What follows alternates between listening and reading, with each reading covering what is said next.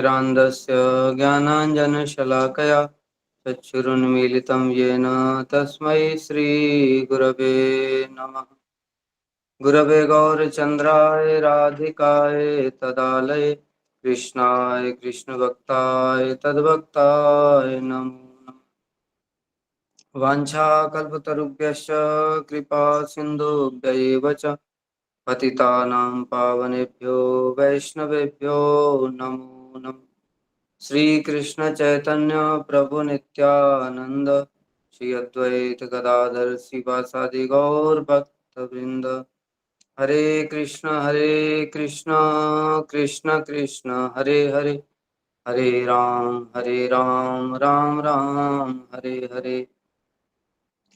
सर्वप्रथम मैं अपने गुरुपाद पद्म नित्य लीला प्रविष्ट ओम विष्णुपाद अष्टोत्तर श्रीमद् भक्ति वेदांत नारायण गोसाई महाराज जी के चरण कमलों में अनंत कोटि दंडवत प्रणाम करते हुए उनकी अहेतु की कृपा की प्रार्थना करता हूँ। तत्पश्चात पूज्यपाद नीरज प्रभु एवं उपस्थित अन्य समस्त वैष्णव वैष्णवी को यथा योग्य प्रणाम करता हूँ। हम लोग आज श्री मधुराष्टकम के विषय में श्रवण करेंगे। बहुत ही सुंदर सी वल्लभाचार्य जी ने इसकी रचना की है। तो हम प्रारंभ करते हैं। अधरम मधुरम वदनम मधुरम नयनम मधुरम हसितम मधुरम। इसमें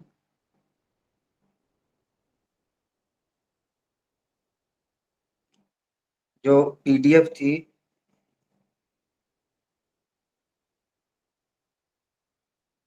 पीडीएफ जो आपने बनाई थी वो है ना आप लोगों के पास में? जो पीपीटी वाली पीडीएफ थी और एक पीडीएफ थी जो आपने भजन की भेजी थी।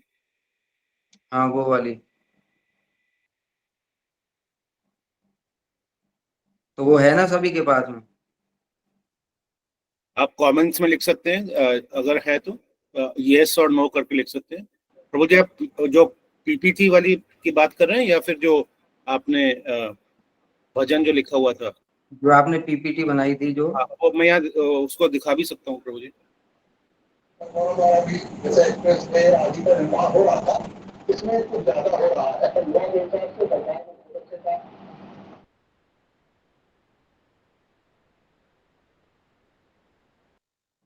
गैना दीदी, मैं शेयर नहीं कर पा रहा हूँ, आप करके देखो, आपके पास पीपीटी है तो।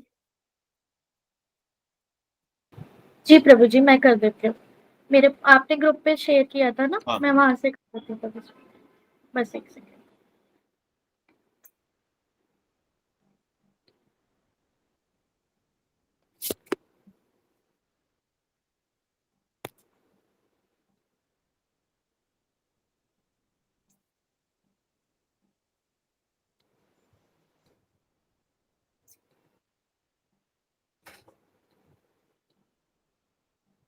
बताइएगा प्रभु जी, दिख रहा है तो? हाँ, अभी दिख रहा है, आपके विंडो में दिख रहा है। हाँ जी, हाँ दीदी, दिख रहा है।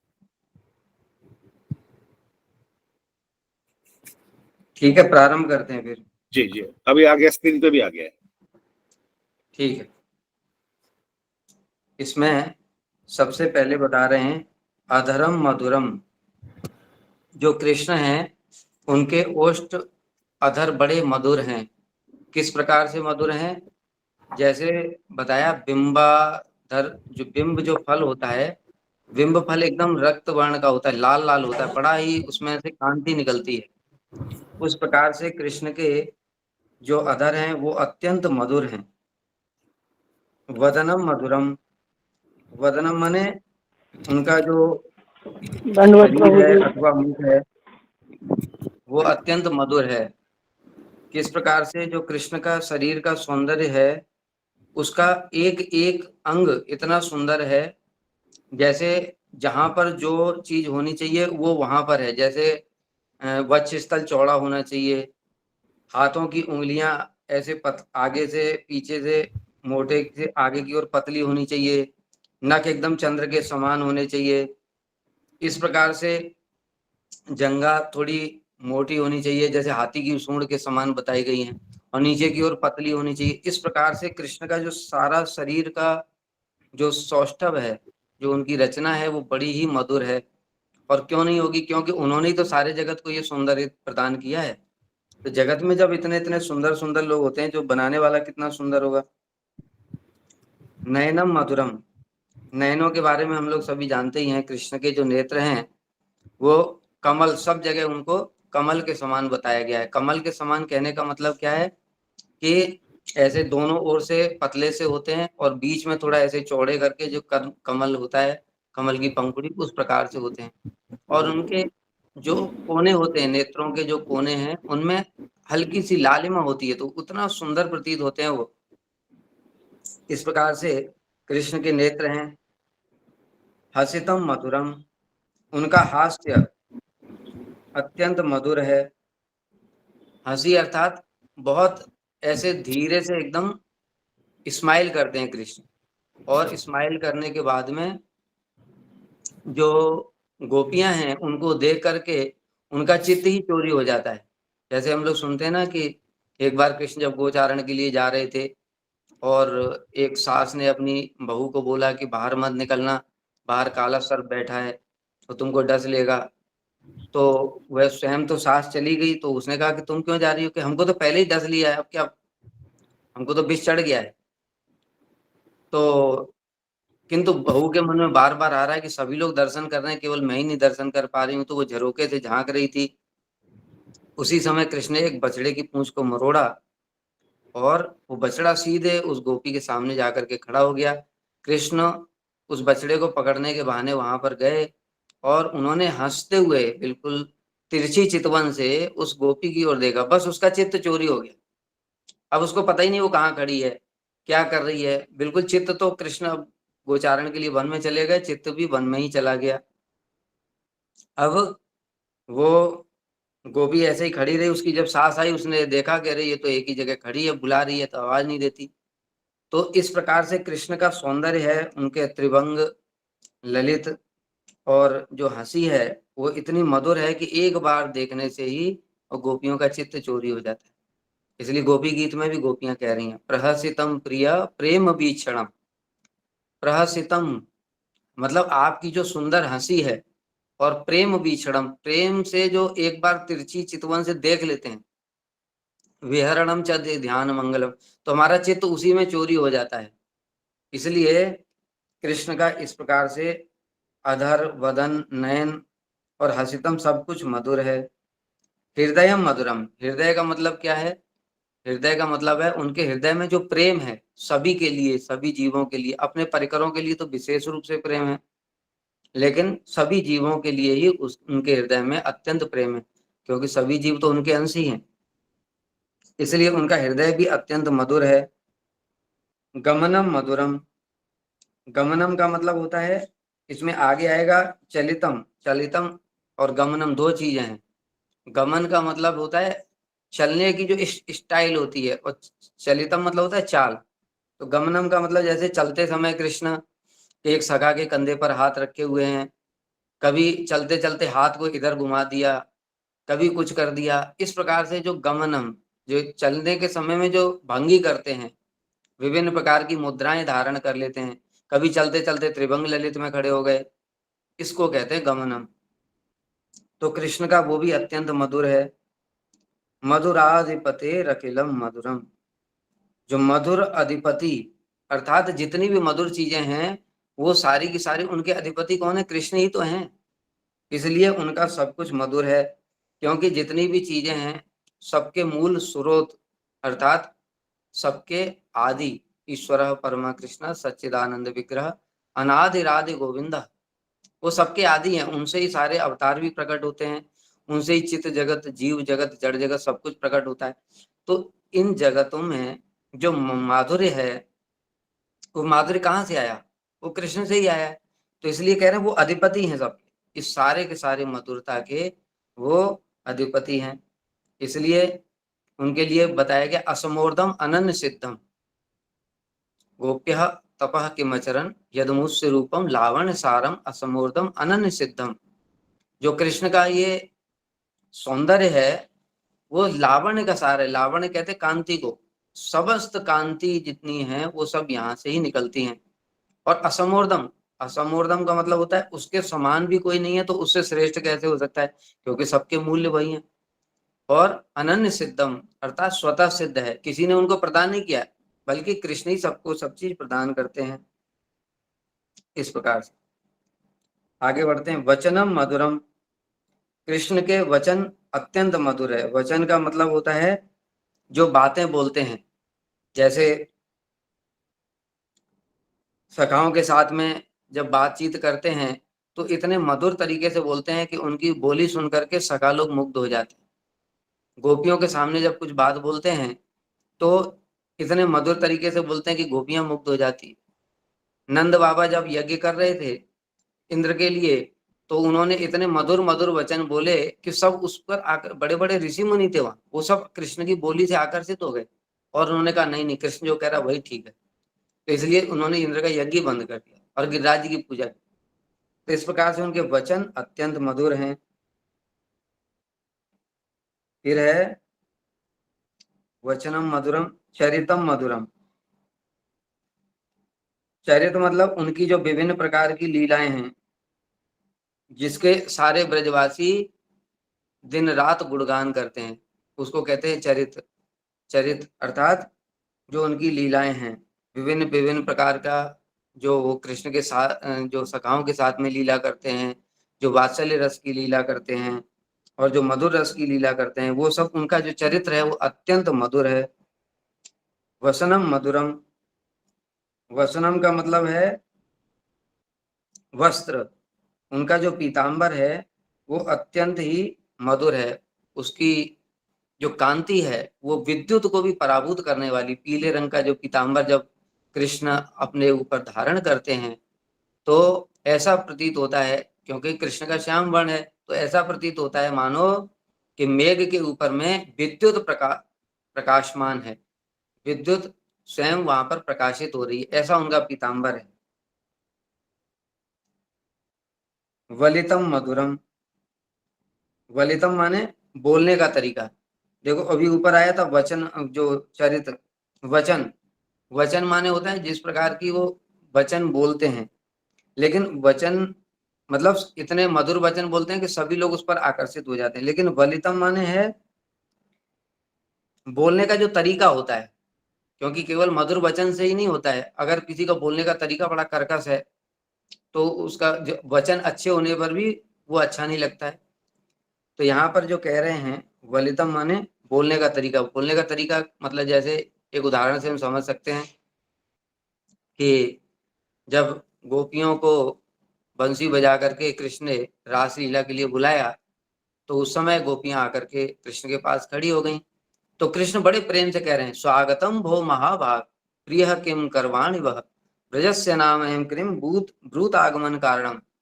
हे महाभाग गोपियों, आइए, आपका स्वागत है। आपका यहाँ पर आगमन का कारण क्या है? ब्रज में सब कुशल मंगल तो है? ओ, ऐसा लगता है आप इस वन की शोभा को देखने के लिए आई हैं। तो आपने शोभा तो देख ली, अभी फिर जाओ, घर में आपके पति इंतजार कर रहे होंगे। तो इस प्रकार से कहने का मतलब है, इतने प्रेम से, इतना बोलने का तरीका उनका जितना अच्छा है कि वो भी बड़ा आकर्षक है, इसलिए कह रहे हैं वलितम मधुरम। चलितम मधुरम, चलित, अब ऊपर आया था गमनम। गमनम का मतलब बताया था गमन भंगी, मतलब चलने के टाइम में कैसे कैसे वो भंगिमा दिखाते हैं, जैसा बताया, कभी किसी सखा के ऊपर हाथ रख लिया, कभी त्रिभंग ललित में खड़े हो गए, ये भंगिमा दिखाना। और चलितम मतलब चाल, चाल जैसे हम लोग देखते हैं कोई धीरे चलता है, कोई तेज चलता है, लेकिन कृष्ण इतने सुंदर तरीके से चलते हैं कि वो जैसे मतवाला हाथी होता है उसकी चाल को भी पराभूत करने वाली उनकी चाल है। फिर है भ्रमितम, भ्रमितम अर्थात भ्रमण। कृष्ण अपने सखाओं के साथ में एक वन से दूसरे वन, दूसरे वन से तीसरे वन, और इसी प्रकार से गोपियों के साथ में भी विभिन्न वन उपवन में भ्रमण करते हैं, ये भी उनका अत्यंत मधुर है। मधुराधिपते रखिलम मधुरम, इस प्रकार से श्री कृष्ण का सब कुछ ही मधुर है।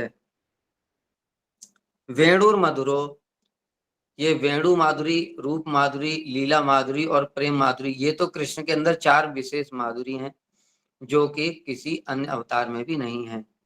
इसलिए जो वेणु माधुरी है उसका तो सारे जगत में ही विख्यात है।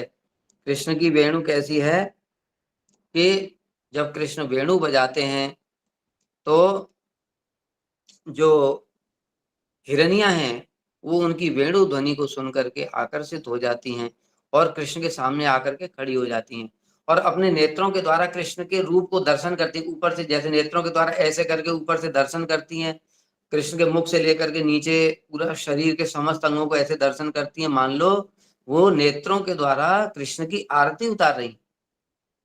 इस प्रकार की उनकी वेणु है। और गोपियां तो कहती हैं कि ब्रज में बस 2 ही चोर हैं, एक चोर तो ये कृष्ण है और दूसरा चोर है एक कृष्ण का जो मैसेंजर है वेणु। कैसे?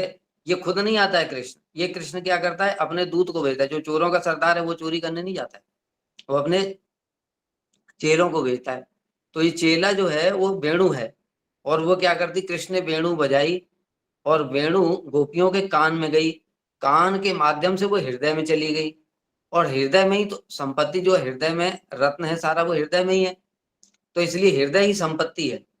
अब उसको चुरा करके वेणु बाहर गया और कृष्ण के पास में, अपने सरदार के पास में चुरा करके सामान जा रहा है। जैसे रत्न होते हैं ना घर में छुपे हुए, तो रत्नों को चुरा करके सरदार के पास ले जा रहा है। तो इसलिए पीछे पीछे जो गोपियों ने देखा, अरे अरे ये तो हमारा हृदय रूपी रत्न को चुरा करके ले जा रहा है। तो गोपियां उनके पीछे पीछे भाग रही हैं और वो वेणु कहाँ पहुंच गया, अपने चोर सरदार के पास में, और गोपियां भी आकर के बंसी बट में इस प्रकार से उपस्थित हो।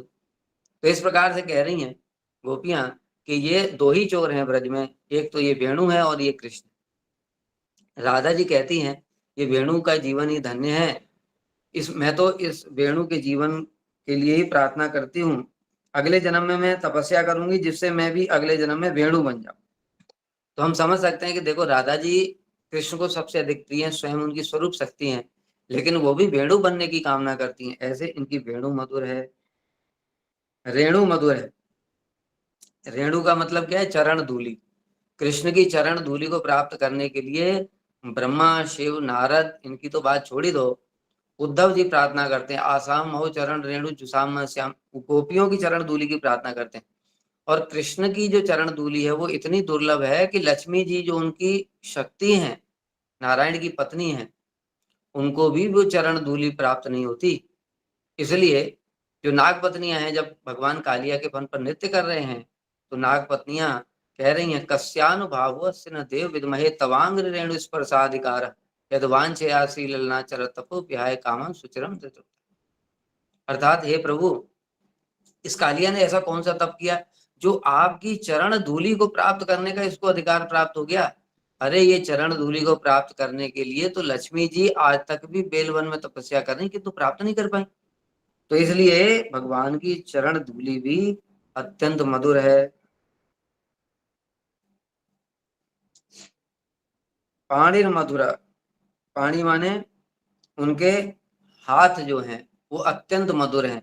जैसा कि अभी हमने बताया था, भगवान के हाथ हस्त कमल हैं, चरण कमल हैं, उनके श्रीअंग जितने भी हैं वो सब उनकी कमल से भी तुलना की गई है। कमल से तुलना क्यों की गई? वो कमल के समान नहीं है, क्योंकि कमल तो अत्यंत तुच्छ चीज है। अरे भगवान, इस जगत में कमल से सुंदर कोई चीज है नहीं, इसलिए उनकी तुलना कमल से की गई। लेकिन भगवान के श्रीअंग तो इतने सुंदर हैं कि हम उसकी कल्पना भी नहीं कर सकते। एक बार कमल को दर्शन करके कोई मूर्छित होता है, लेकिन कृष्ण का एक बार दर्शन करने से, उनके सौंदर्य को देख करके जो भी देख लेता है वो मूर्छित हो जाता है।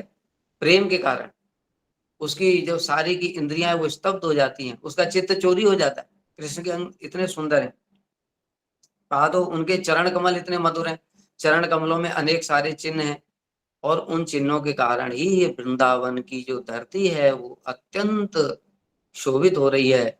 वेणु गीत में गोपियां कह रही है, वृंदावनम सखी भुवो वितनोति कीर्तिम यद देवकी सुत पदाम्बुज लब्ध लक्ष्मी गोविंद वेणु मनमत्त मयूर नित्यम प्रेक्षाद्रसान वर्तान समस्त सत्वम। हे सखियो, ये वृंदावन की धरती है, ये इतनी आनंदित हो रही है। इसी का सौभाग्य देखो कि गोविंद जो वृंदा यद देवकी सुत पदाम्बुज लब्ध लक्ष्मी, जो कृष्ण के चरण कमलों को प्राप्त करने के लिए लक्ष्मी जी बेलवन में तपस्या कर रही, पर प्राप्त नहीं हुए। बाकी ऋषि मुनि योगी इनकी तो बात ही छोड़ दो, उनको तो चरण कमलों के दर्शन ही नहीं होते। और कोई कोई जो सौभाग्यशाली होता है उसको चरणों से निकलने वाली अंग कांति, जिसको ब्रह्म ज्योति कहते हैं, उसके दर्शन अनुभूति होती है। तो कृष्ण के चरण इतने दुर्लभ हैं। और ब्रज की भूमि कैसी है? कृष्ण ब्रज में चप्पल जूता नहीं पहनते, वो पैदल ही घूमते हैं, इसलिए उनके चरण की जो अंकित भूमि है वृंदावन, सब जगह ही उनके चरण कमल विराजमान है। ऐसे उनके मधुर चरण हैं। नृत्यम मधुरम, कृष्ण का नृत्य भी अत्यंत मधुर है। मयूर नृत्य करते हैं, मयूरों के साथ में कृष्ण भी नृत्य करना शुरू कर देते हैं। उनको देख करके मयूर रुक जाते हैं। कृष्ण का नृत्य मयूर से सुंदर है, इसलिए मयूर अपना नृत्य रोक करके कृष्ण का नृत्य देखने लगते हैं। और सखा लोग बड़े प्रेम से ताली बजाते हैं कि वाह वाह कितना सुंदर नृत्य किया। इस प्रकार से और भी हम लोग जानते हैं कृष्ण के नृत्य की तो हम लोग कल्पना भी नहीं कर सकते। रास लीला के समय में वर्णन है वो किस प्रकार से नृत्य करते। 100 करोड़ गोपियां वहां पर विराजमान है और कृष्ण अकेले हैं। अकेले कृष्ण एक ही 100 करोड़ गोपियों के साथ में नृत्य कर रहे हैं। क्या हम इसकी कल्पना भी कर सकते हैं? श्रील विश्वनाथ चक्रवर्ती ठाकुर वहां पर बताते हैं अलाथ चक्रवत इतनी तेजी से नृत्य करते हैं। जो शिवजी हैं उनको कहते हैं नटराज, लेकिन कृष्ण ने उनको भी पराभूत कर दिया है, वो है नटवर, जो नृत्य करने वालों में शिरोमणि हैं। ऐसा उनका नृत्य है कि अकेले कृष्ण 100 करोड़ गोपियों के साथ में नृत्य कर रहे हैं और गोपियों को ये पता भी नहीं चल रहा है कि कृष्ण हमारे साथ में नहीं है। मतलब सब ये सोच रहे हैं कृष्ण हमारे साथ ही, इतनी तेजी से नृत्य कर रहे हैं। हम लोगों की कल्पना से परे, बहुत से लोगों को तो विश्वास भी नहीं होगा, लेकिन इसको समझना चाहिए क्योंकि कृष्ण सर्व देवेश्वरेश्वर हैं, यानी सभी देवताओं के ईश्वर हैं। ब्रह्मा शिव इत्यादि, उन ब्रह्मा शिव इत्यादि के भी वो ईश्वर हैं। इसलिए कृष्ण का जो नृत्य है वो भी अत्यंत मधुर है। सख्यम मधुरम, उनका सख्य अत्यंत मधुर है। सखाओं के साथ कैसा हास प्रयास करते। एक समय हास प्रयास का वर्णन आता है कि जो श्रीनाथ जी हैं वो अपने गोविंद सखा के साथ में खेलते थे। अब एक बार खेलते खेलते जो बच्चे लोग होते हैं उनमें तो खेलकूद के समय तो कोई भेदभाव नहीं होता है, लो कास्ट हाई कास्ट। तो कृष्ण ने लो कास्ट के जो बच्चे होते हैं उनके साथ में खेला। तो गोविंद सखा कह रहा है कि कन्हैया मैं आज तेरी शिकायत करूंगा, तू इनके साथ में खेला है और तू अछूत हो गया है। तो कृष्ण कहने लगे नहीं नहीं सखा मेरी शिकायत मत करना। तो गोविंद सखा कह रहे हैं ठीक है, तो तुम एक काम करो, ये गोविंद कुंड पास में ही है, इसमें थोड़ा आचमन कर लो। पहले बोला स्नान कर लो। तो कृष्ण कहने लगे अरे सखा अभी तो ठंड का टाइम है, अभी तो स्नान करूंगा ठंड लग जाएगी। तो गोविंद सखा ने कहा अच्छा ठीक है कोई बात नहीं, तुम एक काम करो तुम इसमें आचमन ही कर लो। तो कृष्ण ने कहा हाँ ठीक है आचमन कर लेता हूँ। और कृष्ण झुके और झुक करके ओम केशवाय नमः, पीछे से गोविंद सखा ने धक्का दिया, माधवाय नमः गोविंदाय नमः, सारा हो गया। तो इस प्रकार से हम सोच सकते हैं कि कृष्ण कैसे सखाओं के साथ में हास प्रयास करते, ये इतना सख्य उनका इतना मधुर है। और एक समय की बात है गोविंद सखा के साथ खेल रहे थे, जैसे हम लोग खेलते हैं ना, बच्चे देखते हैं कई बार बेईमानी करके अपनी चांस ले लिया फिर भाग गए। तो कृष्ण ने भी ऐसे ही चांस लेकर के अपना भाग गए। तो गोविंद सखा को बड़ी गुस्सा आई, वो गिल्ली डंडा लेकर के गिल्ली लेकर के कृष्ण को मारने के लिए दौड़े। तो पुजारी ने वहां से भगा दिया उसको। अरे क्या कर रहा है, ठाकुर जी के ऊपर गिल्ली चलाएगा क्या? तो गोविंद सखा बाहर आकर के बैठ गया और बैठ करके मान करके कह रहा है ठीक है अभी तो कुछ नहीं बोल रहा हूँ, तू इसी रास्ते से तो बाहर निकल करके जाएगा गाय चराने के लिए, तब देखता हूँ तुझे। अब कृष्ण बड़े डर रहे हैं, अब क्या करें, गोविंद सखा तो नाराज है और छोड़ेगा नहीं, कहते बेटा तुझे आज बताऊंगा। तो इस प्रकार से जब उन्होंने सोचा गोविंद सखा ने, तो फिर कृष्ण ने पुजारी को बोला देखो मैं भोग तभी ग्रहण करूंगा जब तुम पहले गोविंद को मना लो। तो पुजारी ने जैसे तैसे गोविंद को मनाया, तब जाकर के कृष्ण बाहर निकले। तो ऐसे करके सखाओं के साथ में उनका हास प्रयास होता है, इसलिए सख्यम मधुरम मधुराधिपति अखिलम, ये मधुराधिपति आपका सब कुछ मधुर है। गीतम मधुरम, कृष्ण का गीत भी अत्यंत मधुर है। कृष्ण पंचम स्वर में गान करते, इसलिए उनके गीत को सुन करके सभी लोग आकर्षित हो जाते हैं। कृष्ण की वेणु ऐसी है कि उसको सुनकर के जो सारे के सारे प्राणी है जगत के वो आकर्षित हो जाते हैं। उनके गीत को सुनकर के एक समय राधा जी ने मान किया, तो कृष्ण ने सोचा कैसे मनाऊं, तो कृष्ण एक देवांगना का रूप बना करके आ गए, सुंदर देवांगना, और कहते हैं मैं स्वर्ग से आई हूं और बृहस्पति के मुख से मैंने तुम्हारी बड़ी प्रशंसा सुनी, और मैं बृहस्पति की साक्षात शिष्या हूं, उनसे गीत इत्यादि सीख करके आई हूं। तो राधा जी ने कहा ठीक है गीत सुनाओ। तो कृष्ण ने इतना सुंदर स्वर में गीत सुनाया कि राधा जी भी मुग्ध हो गई और राधा जी ने मान को छोड़ दिया। तो इस प्रकार से कृष्ण का गीत है। पीतम मधुरम, पीतम मतलब है पान करना, पीना, पान करना, आस्वादन करना। जैसे पीना, एक पीना होता है, पीने का मतलब क्या है, हम लोग ने प्यास लगी है, गिलास मुख में लगाया और पी गए। लेकिन कृष्ण बड़े आस्वादन करते हुए, जैसे हम लोगों के सामने अगर कोई जैसे लस्सी आ जाए या हमारा जो फेवरेट चीज है वो आ जाए, तो हम कैसे पीते हैं, एक बार थोड़ा सा चुस्की लिया, फिर उसके बाद चुस्की लिया, इस प्रकार से आस्वादन करते हुए। तो उसी प्रकार से जो कृष्ण हैं वो भी उसका रसास्वादन करते हुए पान करते हैं। पीतम मधुरम। भुक्तम माने भोजन करना, भोजन करना भी उनका अत्यंत मधुर है। कैसे सखाओं के साथ में भोजन करते हैं, हास प्रयास करते हुए। जब भांडीर वन में सभी सखा लोग आते हैं तो अपनी अपने जो घर से लेकर के आए पोटलियां, वो सारी की सारी पेड़ पे बांध देते हैं। दोपहर के टाइम लंच का टाइम आया, सभी सखा लोग अपनी अपनी पोटली ले आए, और उसके बाद में सबकी इच्छा है कृष्ण हमारी तरफ मुख करके ही बैठे हैं, लाखों लाखों सखाएं। कृष्ण ने उसी समय अपने ऐश्वर्य शक्ति को प्रकाशित किया, और वहां पर देखा प्रत्येक, कृष्ण बीच में बैठे और प्रत्येक सखा यही देखता है कि कृष्ण मेरी तरफ मुख करके ही बैठे हैं, कोई ये नहीं देखता कि हमारी तरफ पीट करके बैठे। फिर उसके बाद में सभी सखा लोग अपनी अपनी पोटली खोल लेते हैं, कोई पकौड़ा लेकर के आया, कोई मालपुआ लेकर के आया, कोई लड्डू लेकर के आया, और सब के सब देख टेस्ट करते हैं, जिसको अच्छा लगता है कहता है वो सीधे के सीधे कृष्ण के मुख में ही डाल देता है। अरे देखो देखो कन्हैया, मेरी माँ ने कितना अच्छा ये लड्डू बनाया, कितना अच्छा पकौड़ा बनाया। और ये सब खाते खाते सखा लोग हास परिहास भी करते हैं। कैसे एक सखा ने पकौड़े के बीच में नीम की पत्ती तोड़ करके मिला दी और दूसरे सखा के मुख में डाल दी, जैसे उसने खाया और कड़वा लगा, जैसे थू थू थू थू करके फेंक रहा है, और बाकी सखा लोग जो है वो तालियां बजा बजा करके हंसे। इसलिए भोक्तम मधुरम, जो कृष्ण भोजन करते हैं हास परिहास के साथ में, आनंद लेते हुए, रसास्वादन करते हुए भोजन करते हैं। इसी प्रकार से जब राधा जी नंद भवन में आती हैं और स्वयं अपने हाथों से कृष्ण के लिए बनाती हैं, तो कृष्ण उसको अत्यंत आनंद के साथ में आस्वादन करते हैं, इसलिए उनका भोजन भी मधुर है। सुप्तम मधुरम, सुप्तम माने शयन करना। कृष्ण जो शयन करते हैं वो भी उनका अत्यंत मधुर है। रूपम मधुरम, रूपम रूप माधुरी तो हमने बता ही दिया। कृष्ण की रूप माधुरी ऐसी है कि एक समय कृष्ण ने मणि स्तंभ में अपने आप को देखा, अपने आप को देखकर ही कृष्ण आश्चर्य में पड़ गए और कह रहे हैं अरे ये इतना सुंदर रूप कौन, किसका है, ये कौन है। इसको देख करके मेरे हृदय में भी ऐसा भावना आ रही है कि मैं भी इस रूप को राधा जी की तरह आलिंगन करूं। ऐसा कृष्ण का स्वरूप है। गोपियों ने वर्णन किया है, ब्रह्मा जी ने भी वर्णन किया है, और द्विज पत्नियों ने भी वर्णन किया है। गोपियां कह रही वेणु गीत में, बरहा पीडम नटवर वपु कर्णियो कर्णिकारम बिभ्रत बास कनक अपशम वैजयंती चमाला रंध्रान वेणु दर्शोदया पूरयन गोप वृंदई वृंदारण्यम स्वपद्रमणम प्राविशत गीत।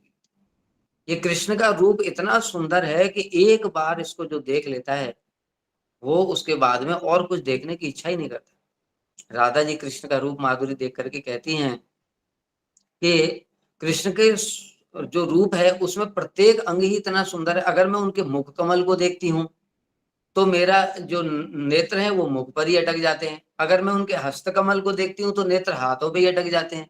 अगर मैं चरण कमल को देखती हूँ तो चरणों पर ही अटक जाते हैं। ये विधाता को भी सृष्टि करना ही नहीं आता। अरे केवल दो ही आंखें दी, अरे पूरे शरीर में आंख ही आंख दे देते, तो जिससे कि मैं सभी कृष्ण के सारे जो अंग हैं, श्री अंग, उन सबकी रूप माधुरी को देख सकती थी। इस प्रकार से राधा जी की भावना है। इतना सुंदर कृष्ण का रूप है। तिलकम मधुरम, कृष्ण जो तिलक धारण करते हैं वो भी बड़ा मधुर है। एक भक्त ने हमसे प्रश्न किया कि कृष्ण तिलक क्यों धारण करते हैं, वो तो भगवान है। तिलक का मतलब तो होता है ये भगवान का चरण चिन्ह है, और नीचे तो तुलसी है, तो कृष्ण के लिए तुलसी, तो कृष्ण के तो चरणों में तुलसी दी जाती है। तो हमने बताया कि देखो भाई, जो कृष्ण है वो आचरण करके भी दिखाते हैं। इस जगत में जब आते हैं तो जगत के जीवों को कुछ चीजें, कुछ उनकी लीला शिक्षा देने के लिए होती हैं, कुछ लीलाएं उनकी रसास्वादन करने के लिए होती हैं। अपने परिकरों के साथ में जो लीला वो परिकरों के साथ कर रहे हैं उनका हमको अनुकरण नहीं करना है, किंतु जो लीला वो शिक्षा देने के लिए कर रहे हैं उनका हमको अनुसरण करना है अपने अधिकार के अनुसार। तो इसलिए कृष्ण स्वयं भी तिलक धारण करके दिखाते हैं। श्री चैतन्य महाप्रभु ने भी यही दिखाया। महाप्रभु कौन है? कृष्ण ही है। एक विद्यार्थी उनका एक दिन तिलक करके नहीं आया, तो महाप्रभु ने वहीं से लौटा दिया कि जाओ पहले तिलक करके आओ, तब तुमको शिक्षा दी जाएगी। तो इस प्रकार से भगवान स्वयं आचरण करके दिखाते हैं।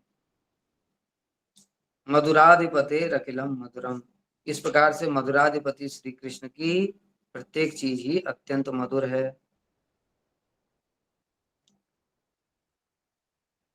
कर्णम मधुरम, कर्णम मधुरम मतलब उनकी प्रत्येक क्रिया करना वो सब कुछ मधुर है। जैसे कृष्ण जब उठते हैं, कृष्ण बैठते हैं, चलते हैं, बातचीत करते हैं, जो कुछ भी वो करते हैं उनकी प्रत्येक क्रिया ही अत्यंत मधुर है।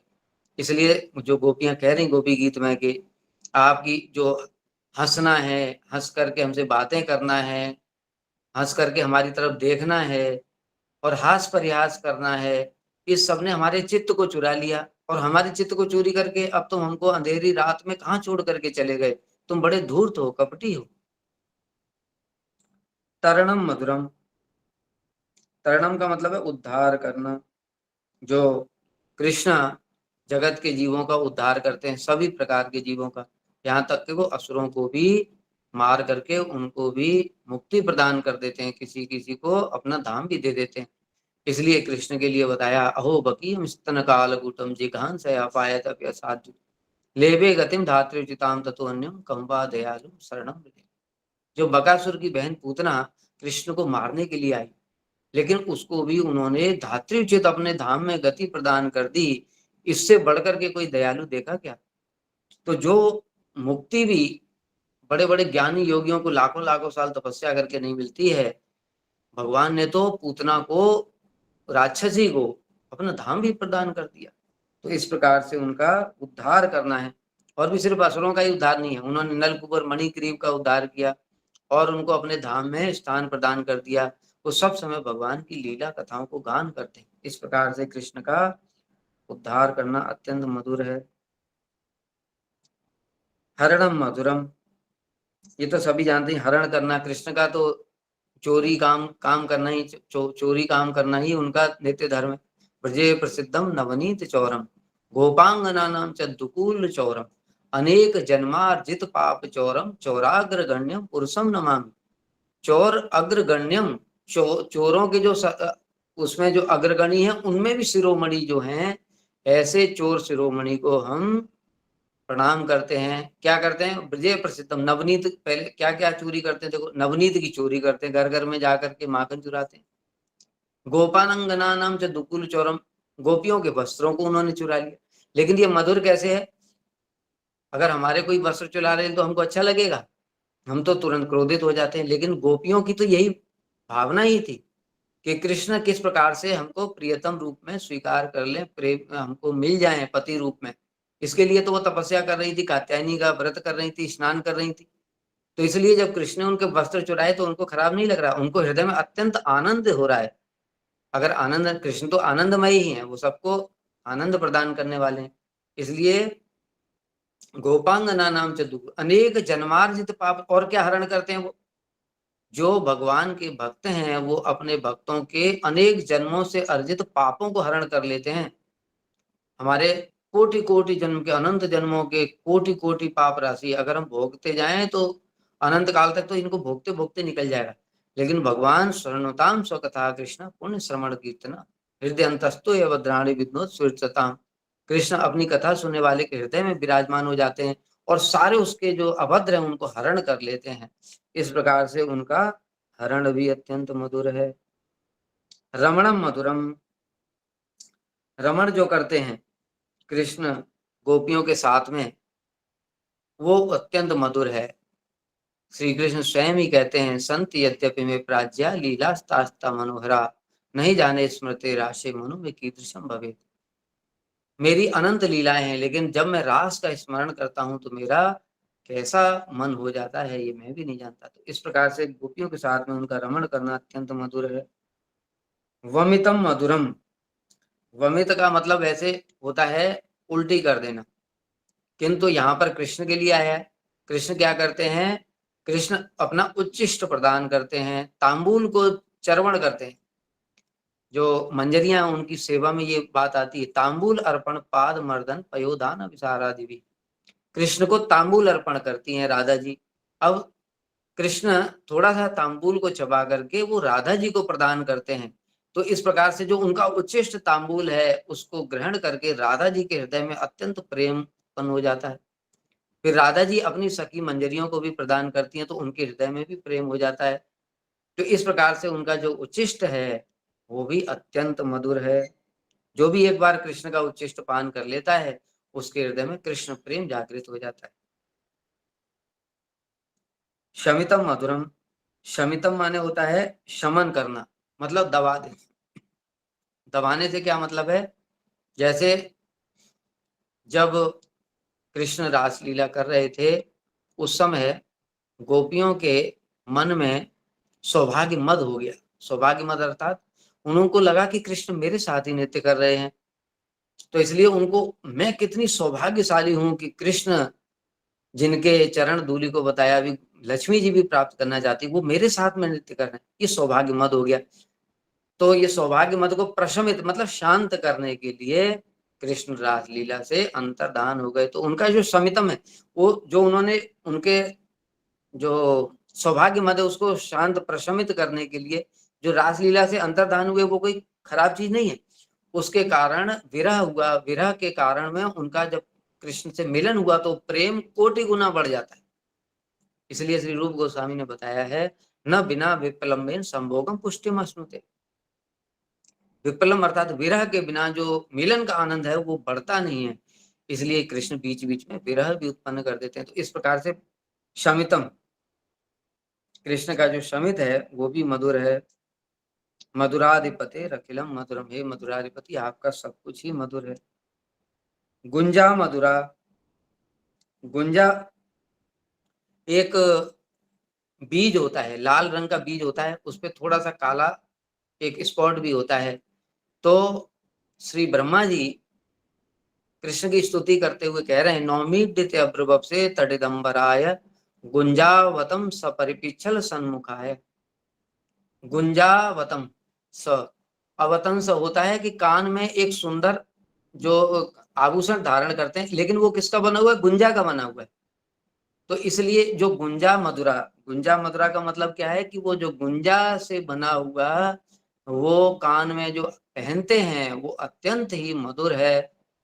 और दूसरी बात एक और भी है विशेष, ये कृष्ण कान में वो गुंजा का ही आभूषण क्यों पहनते हैं, कृष्ण के पास सोने चांदी हीरे सब कुछ है, क्योंकि ये जो गुंजा है ये राधा जी का स्वरूप बताया, राधा जी का प्रतीक बताया गया, राधा जी को अत्यंत प्रिय है। इसलिए माला मधुरा, कृष्ण की मालाएं अत्यंत मधुर है। गोपियां जब वर्णन करती हैं, परहापीडम नटवर वपु कर्णयो कर्णिकारम विव्रत वासम कनक कपिशम वैजयंती च मालाम। वैजयंती माला धारण की, कृष्ण अनेक प्रकार की माला धारण करते हैं। कुछ वैजयंती माला होती है वो 5 प्रकार के पुष्पों से बनती है, कुछ एक प्रकार के पुष्प से, वन माला जो होती है वो अलग प्रकार के पुष्पों से बनती है। तो इस प्रकार से कोई माला जो होती है केवल वो नाभि यहाँ तक कटी तक आती है, कोई घुटने तक आती है और कोई चरणों तक भी आती है। तो इस प्रकार से जो कृष्ण मालाएं धारण करते हैं वो अत्यंत ही मधुर हैं। यमुना मधुरा, कृष्ण की जो यमुना जी हैं वो अत्यंत मधुर हैं। क्यों मधुर हैं, क्योंकि कृष्ण सब प्रकार की एक से एक मधुर से मधुर लीला, कृष्ण यमुना जी में नौका विहार लीला करते हैं, रास लीला के पश्चात में जब गोपियां थोड़ा परिश्रम हो गया तो कृष्ण ने गोपियों के साथ में उनके परिश्रम को दूर करने के लिए यमुना जी में प्रवेश कर दिया। इसलिए जब गंगा जी और यमुना जी की महिमा की बात आती है तो यमुना जी का सौभाग्य बहुत अधिक है, क्योंकि कृष्ण स्वयं जो स्वयं अवतारी हैं वो यमुना जी में लीलाएं करते हैं, वो भी अपनी मधुर मधुर लीलाएं गोपियों के साथ में, इसलिए उनकी यमुना जी भी मधुर हैं। और वीचो मधुरा, वीचो का मतलब है उनकी जो तरंगे हैं यमुना जी की, जो हम लोग सुनते हैं यमुनाष्टकम। और तरंगे क्यों मधुर हैं? क्योंकि ये जो तरंगे हैं यमुना जी की तरंगे, जो जल होता है उसकी तरंगे ही उसके हाथ जैसे होती है। तो श्री वेणु गीत में गोपियां कह रही हैं, नद्यस्तदा तदुबधार मुकुंद गीतम आवर्त लक्षित मनोभाव भग्न वेगा आलिंगन स्थगित मुझे मुरारे गणंत पादेगुलम कमलो बहारा। ये यमुना जी का सौभाग्य कैसा है, देखो यमुना जी के पास में जो है कमल खिले हुए हैं। जब कृष्ण वेणु बजाते हैं तो यमुना जी की गति रुक जाती है और उनके हृदय में प्रेम उत्पन्न होता है। और जब प्रेम उत्पन्न होता है तो प्रकाशित कैसे होता है? अपना जो प्रियतम है उसको कुछ गिफ्ट देते हैं। तो यमुना जी ने क्या किया, अपनी ऊर्म भुजई, उनकी जो लहर रूपी भुजाएं हैं उनके द्वारा उन कमलों को लिया और कृष्ण के चरणों में अर्पण कर दिया। इस प्रकार से जो यमुना जी हैं वो भी मधुर हैं और यमुना जी की लहरें भी अत्यंत मधुर हैं। सलिलम मधुरम, जो यमुना जी का जल है वो जल भी अत्यंत मधुर है। अभी हम लोगों ने सुना ना, उस जल में कृष्ण का स्वयं लीला विलास है। कृष्ण स्वयं अपने चरणों के साथ में गोपियों के साथ में उस जल में प्रवेश करते हैं। इस जल से सौभाग्य अधिक और किस जल का हो सकता है? और दूसरी बात, यमुना जी के सामान्य व्यक्तियों के लिए, हमारे जैसे लोगों के लिए बताया है यमुना जी का जल कैसा है। भ्रा तुरंत कस्य पत्तन अविपत्य हारिणी प्रेक्षयादि पापिनो भी पाप सिंधु तारिणी नीर माधुरी विरप्य शेष चित्त बंधिनी। जो अपने जो जल है उसकी माधुरी के द्वारा जो कृष्ण के जो चित्त को भी हरण करने वाली हैं। और उनके जो चरण, जो उनका जो यमुना जी का जो जल है उसको कोई अगर स्पर्श कर लेता है उसके कोटि कोटि जन्म के पाप नष्ट हो जाते हैं। श्री रूप गोस्वामी ने इस प्रकार से यमुना जी की महिमा वर्णन की है, इसलिए जल जल भी मधुर है। कमलम मधुरम, कमलम हमने बता दिया, उस जल में कमल लगे हुए हैं, उन कमलों को श्री यमुना जी अपनी लहर रूपी भुजाओं के द्वारा कृष्ण के चरण कमलों में अर्पित कर देती हैं, इसलिए वो कमल भी मधुर है। मधुराधिपते रखिलम मधुरम, हे मधुराधिपति आपका सब कुछ ही मधुर है। गोपी मधुरा, गोपियां अत्यंत मधुर हैं जिनके कि कृष्ण संपूर्ण रूप से वशीभूत हैं। कृष्ण गोपियों के इतने वशीभूत हैं कि जो गोपियों की गालियां हैं, धूर्त कपटी लंपट, जो गोपियां कह रही हैं कि जो पति सुतान वह भ्रातृ बांधवान अति विलिंगते अंत्यच्युता गता गति विदस्तबोध गीत मोहिता कितव योषित कश्चर्य निशि। यहाँ पर कृष्ण को बड़ी जो गोपियां हैं वो ताड़न भर्सन कर रही हैं कि अरे हम अपने पति सुत भाई बहन इन सबको छोड़ करके तुम्हारे पास में आई, इतनी रात को अंधेरी रात में हमको छोड़ करके चले गए, कपटी धूर्त कहीं का, इस प्रकार से। और जो इस प्रकार से जो गोपियां बोलती हैं तो कृष्ण कहते हैं कि ये मुझे वेदों की स्तुति से भी कोटि कोटि गुना प्रिय है। गोपियां इतनी प्रिय हैं। गोपियों के लिए स्वयं कृष्ण कहते हैं आप मेरी गुरु हैं, आप मेरी शिष्य हैं, आप मेरी सखा हैं, आप मेरी सब कुछ हैं, आप मेरी क्या नहीं। कि अर्जुन को श्री कृष्ण स्वयं बोल रहे हैं। तो इस प्रकार से उनकी गोपियां मधुर हैं।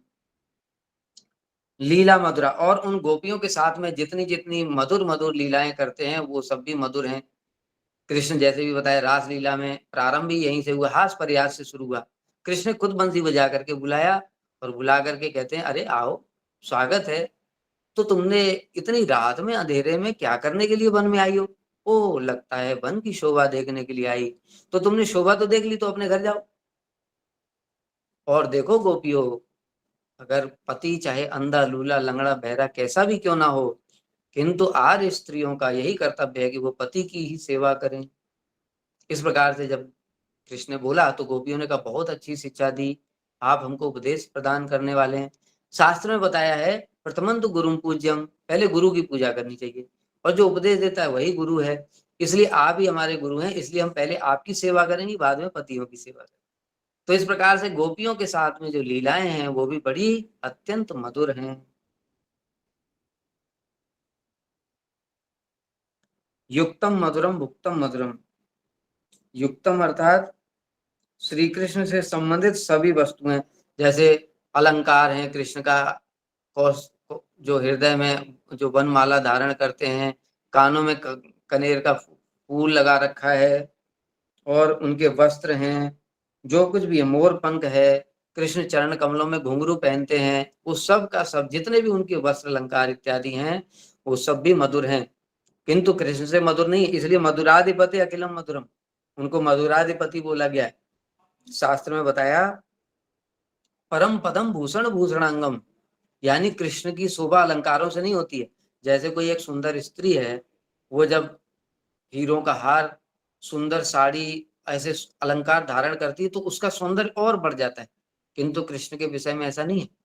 कृष्ण जिन अलंकारों को धारण करते हैं तो वो अलंकारों की शोभा बढ़ती है, कृष्ण की शोभा नहीं बढ़ती। कृष्ण का ऐसा सौंदर्य।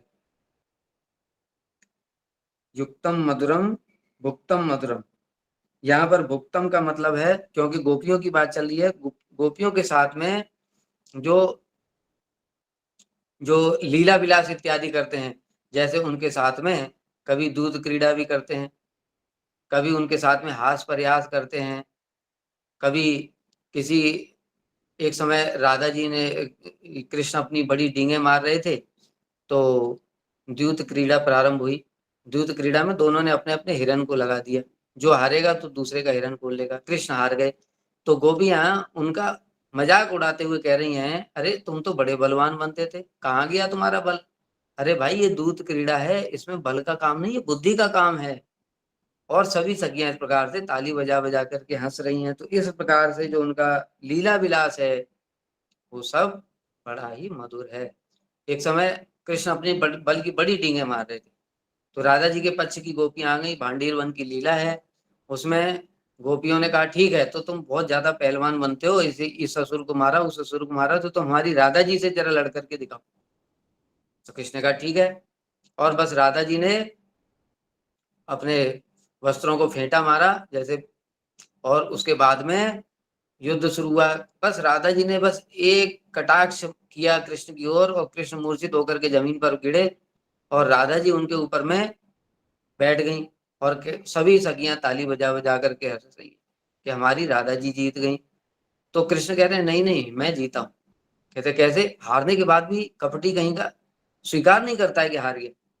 तो कृष्ण कह रहे हैं देखो, जिसकी नाक ऊपर होती है वो जीता माना जाता है, और जिसकी नाक नीचे होती है वो हारा माना जाता है। तो देखो मेरी नाक तो ऊपर है, राधा जी की नाक नीचे।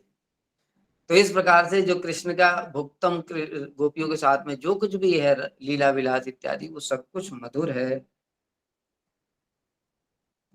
रिष्टम मधुरम, रिष्टम माने आनंद, कृष्ण जो स्वयं हृदय में उनके आनंद है, और जो दूसरों को भी आनंद प्रदान करते हैं, वो सब का सब मधुर है। कृष्ण के हृदय में आनंद है, उसका एक कण ही हम जीवों को प्राप्त हो जाता है, तो कुछ और वस्तु हमको अच्छी नहीं लगती। रस वर्जम रसो परम दृष्टवा निवर्तते, उत्तम रस की अनुभूति होने पर निम्न रस छूट जाता है। तो इस प्रकार से कृष्ण अपने आनंद का केवल एक कण ही जीवों को अगर देते हैं तो उसी से उनका सारा जो जीवन है वो कृतकृत्य हो जाता है। तो इसलिए उनका आनंद भी मधुर है। श्लिष्टम मधुरम, श्लिष्टम का मतलब आलिंगन। कृष्ण ने गोपियों को जो आलिंगन प्रदान किया, ऐसा सौभाग्य तो लक्ष्मी जी को भी प्राप्त नहीं हुआ। इसमें वर्णन है कि जो गोपियों का कैसा सौभाग्य है कि रासोत्सवे अस्य भुजदंड गृहीत कंठ लब्धा शिशाम यह उद्गार ब्रजवल्लभी नाम। रास के समय में नायम श्रीअंग उदनितांतरते प्रसाद सूर्योसिताम नलिन गंधरुचाम कुतोन्य रासोत्सवे अस्य भुजदंड गृहीत कंठ। उद्धव जी कह रहे हैं नायम श्रीअंग, ये जो सौभाग्य है कि कृष्ण ने गोपियों को आलिंगन प्रदान किया, ये तो उनके वक्ष स्थल पर रहने वाली लक्ष्मी देवी को भी प्राप्त नहीं हुआ। स्वर्योसिताम, स्वर्ग में जो वास करने वाली अन्य जो लक्ष्मी स्वरूपा हैं उनको भी प्राप्त नहीं हुआ। कुतो अन्य, फिर और किसी का सौभाग्य भला ऐसा कैसे हो सकता है? कौन सा सौभाग्य? रासोत्सव यस्य भुजदंड गृहीत कंठ, रास के समय कृष्ण ने अपने दोनों भुजाओं को जो गोपियों के गले में डाल करके उनको आलिंगन प्रदान किया, ऐसा सौभाग्य जगत में किसी का भी नहीं है, लक्ष्मी जी का भी नहीं है, इसलिए उनका आलिंगन भी अत्यंत मधुर है। मधुराधिपते रखिलम मधुरम, हे मधुराधिपति आपका सब कुछ ही मधुर है।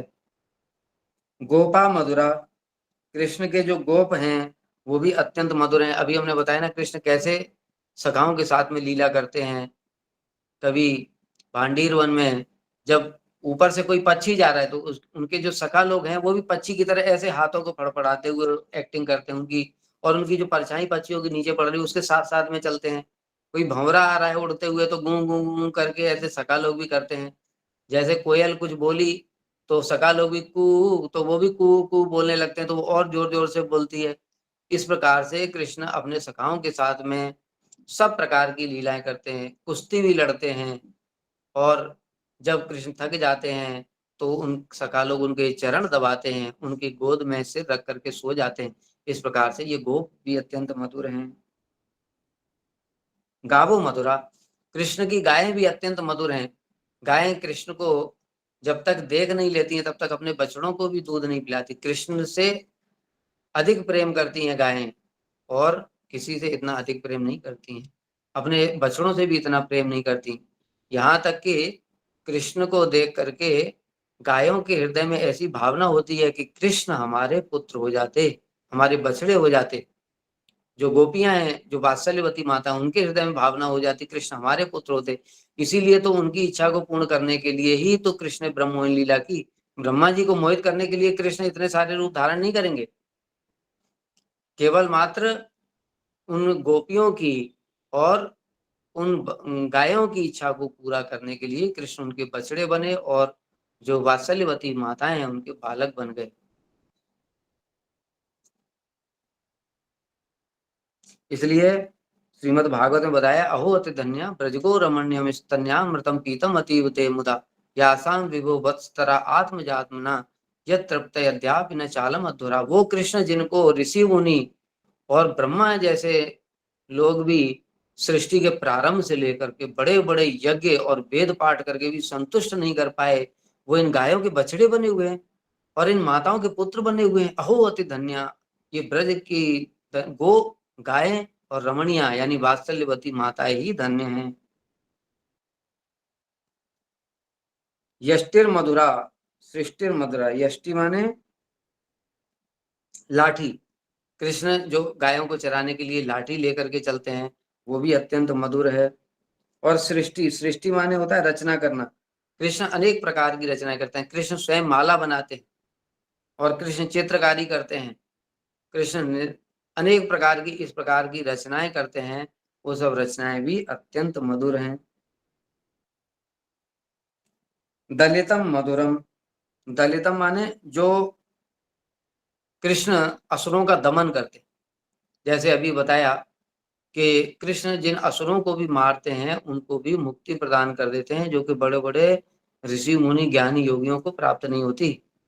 जब युधिष्ठिर महाराज ने देखा उनके राजसूय युग में शिशुपाल का कृष्ण ने सुदर्शन से गला काट दिया और शिशुपाल की आत्मा निकल करके कृष्ण के चरणों में प्रविष्ट हो गई, तो युधिष्ठिर महाराज जी ने नारद जी से पूछा कि अरे इसका कैसा सौभाग्य है, ये तो इतना बड़ा पापी था और कृष्ण ने इसको ऐसी गति कैसे प्रदान कर दी। तो नारद जी ने फिर उनको बताया कि कृष्ण का कैसे कैसे जो असुरों को भी वध कर देते हैं कृष्ण, उन सबको भी मार करके मुक्ति प्रदान कर देते हैं, उनके कोटि कोटि पाप राशि को नष्ट करके उनको मुक्ति प्रदान कर देते हैं और किसी किसी को भक्ति भी प्रदान कर देते हैं। इस प्रकार से उनका दलितम भी मधुर है। फलितम, फलितम माने फल प्रदान करना, जो उनकी भक्ति करते हैं उनको किस प्रकार से फल प्रदान कर देते हैं। कृष्ण का पास सबसे बड़ा फल क्या है? स्वयं ही वो सबसे बड़ा फल है, यानी कृष्ण स्वयं ही अपने आप को ही उनको दे देते हैं। जैसे ब्रजवासियों के सभी के कृष्ण संपूर्ण रूप से वशीभूत हैं, उन्होंने स्वयं को ही दे रखा है। इस प्रकार से ये फलितम अर्थात उनका फल प्रदान करना भी अत्यंत मधुर है। इस प्रकार से मधुराधिपते अखिलम मधुरम, ये मधुराधिपति आपका सब कुछ ही मधुर है। हरे कृष्ण।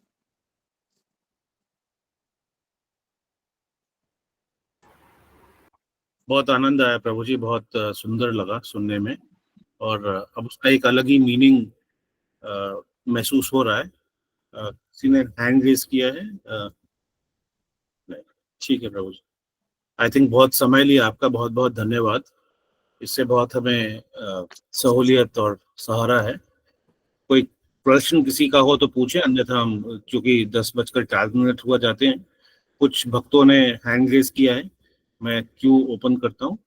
कृष्ण कमल दास प्रभु जी, आप पूछें जो भी प्रश्न है, अगर प्रभु जी के पास समय है तो। प्रभु जी, जैसे यशोदा जी का वैशिष्ट्य ज्यादा है गंगा जी के, लेकिन आपकी आवाज ब्रेक हो रही है प्रभु जी, शार्प नहीं आ रही है, सुनने में कठिनाई हो रही होगी।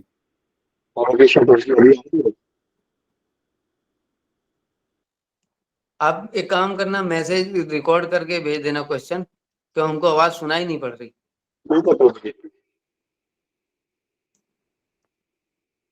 ठीक है, फिर यहीं पर मैं वाणी को विराम देता हूँ। वांछा कल्पतरुभ्यश्च कृपा सिंधुभ्यो च पतितानां पावनेभ्यो वैष्णवेभ्यो नमः।